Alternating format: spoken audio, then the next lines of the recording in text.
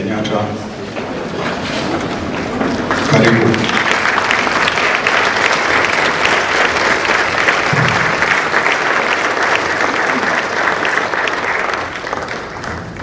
Please be seated. Thank you very much.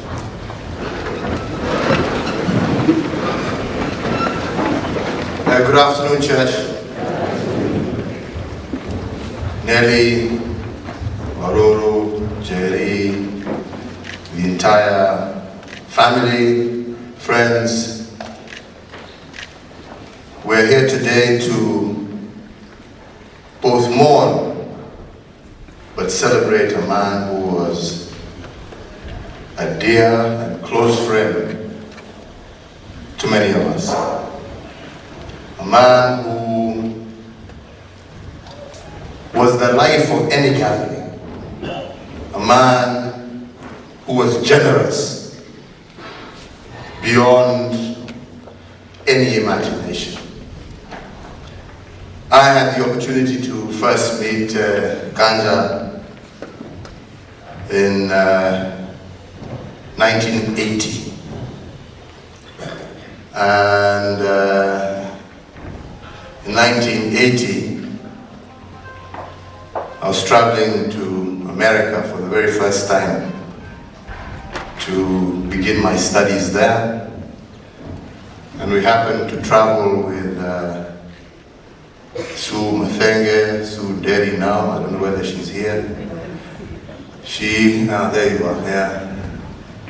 She had been there before, so she was charged by my mother to ensure that I made it to school. So at that time I was in New Jersey and we traveled together. She got me to school, made sure we were settled.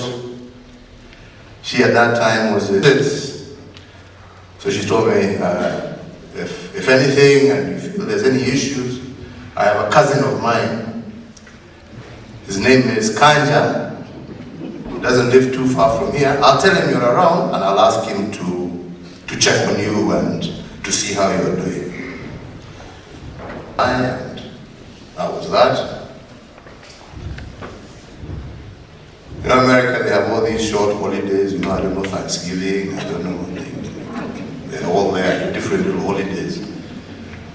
Where unfortunately, foreign students have nowhere to go. You just remain in school because school is closed. Where are you going for 3-4 days? I used to work in the library in the school. So one day with another foreign student, I'm walking back from the library back to the dormitory. And out of the blue, I hear this loud voice shouting, "Hey, where?" Both me and my friend, we turn around, looking and not recognizing it. Yeah, you, the African. I was like, I don't know how you knew the other fellow was not African, since you also have a white African. And he came up and he says, "Are you so-and-so?" I said, "Yeah." He said, "I was told by my cousin to hold your hand." I'm like, "Oh, so you must be Kanja." "Yes, I'm Kanja." "What are you doing?" "Nothing." "My car is just parked over here. Let's go. Just pick a few things. We go to my place." I looked at this stranger fellow, so confident, just telling me to get into his. I proceeded to do just that. Got into his car and we traveled to his apartment. And that became my second home. To the extent that one day, as you heard, he used to work at UPS. I took the train and traveled to Jersey City, where he was based.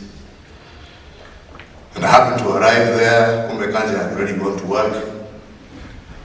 So there was, in his apartment block, there was a place, the ground floor, where we used to go and have tea.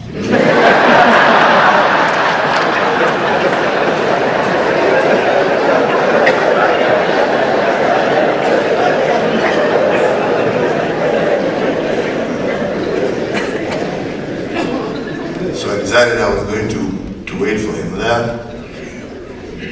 So waited. Because I knew eventually when he came from work, he had to come through this tea place. He would find me there. So he came and he asked me, eventually, how long have you been? I've been here about a couple of hours. He said, hey, look, we have to, what you do now, tomorrow morning, I'll sort this out so you don't have to always just wait for me here. The next morning, he went, he made a copy of a key of his apartment, he gave it to me and told me, whenever you're here, you just, and the couch is there, ni kwako nyumbani. And we started a relationship from that day to date. Came back, and we eventually came back home, got into partnership, various business ventures which we tried out. I eventually went into politics. Got into that. Kanja was still around, and in fact, during my very early days, he used to be one of my agents. And as you know, the party I belonged to those days was not very popular in my part of the world. So he has also eaten a few stones on my behalf, being my agent. And we continued our friendship all the way through. I'll never forget even when I was president, Kanja would never address me as president, he would never address me as Your Excellency. As you've heard, he had a nickname for everybody. Me, I was always, Papa, how are you doing? Then the other thing he was very good at is sharing, as you've heard, he was very active on his phone. So I can assure you, I suffered immensely during my tenure as president, because any of these memes,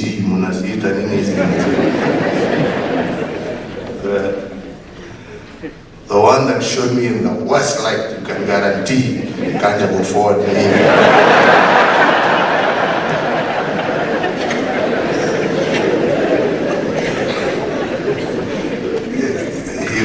He would ensure it's forwarded, and with that, those emojis of laughing.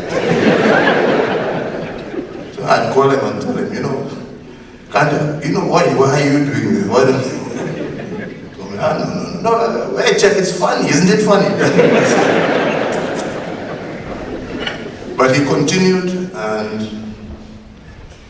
as I said, even December 12th, we were all together. No one would ever have imagined that the lively Kanja that we saw on that day, within a very short period of time, would not be with us. And even during that whole time, and before, he would still now share emojis and memes, but now a different guy.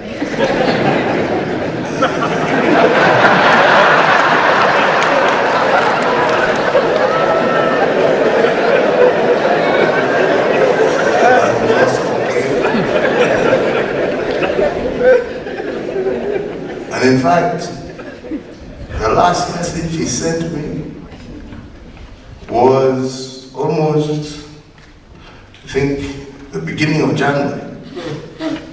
And the most amazing thing is he never mentioned anything about him being unwell, as we have heard here from Waruru. He was still sending his jokes. He was still keeping everybody's spirit high.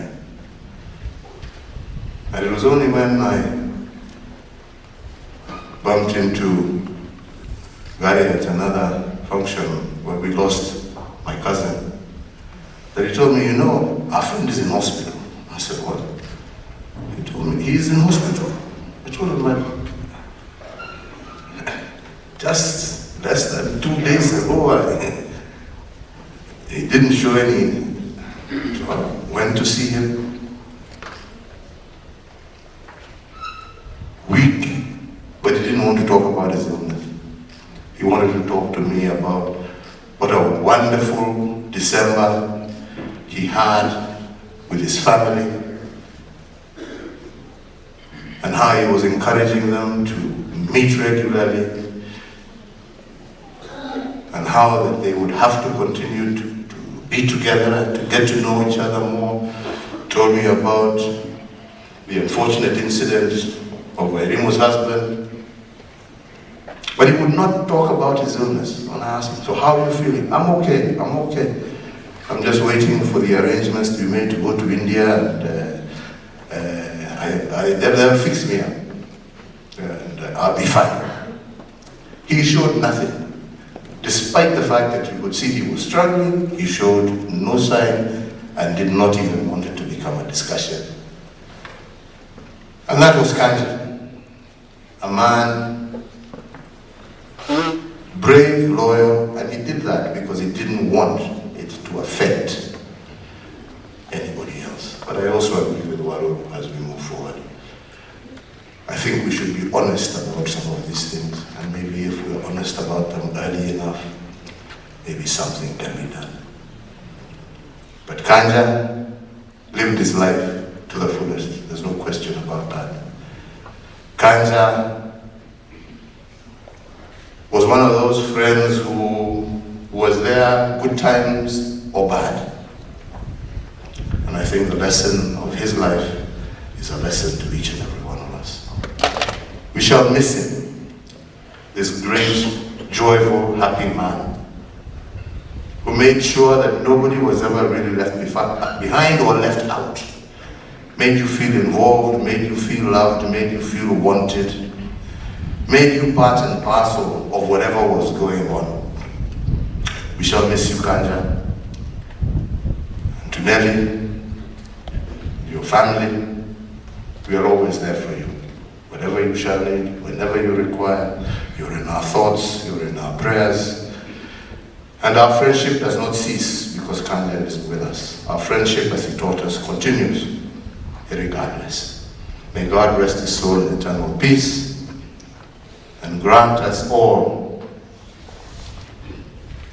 comfort in our hearts, and grant his family the strength to endure next years without him, and rather than mourn, to cherish and to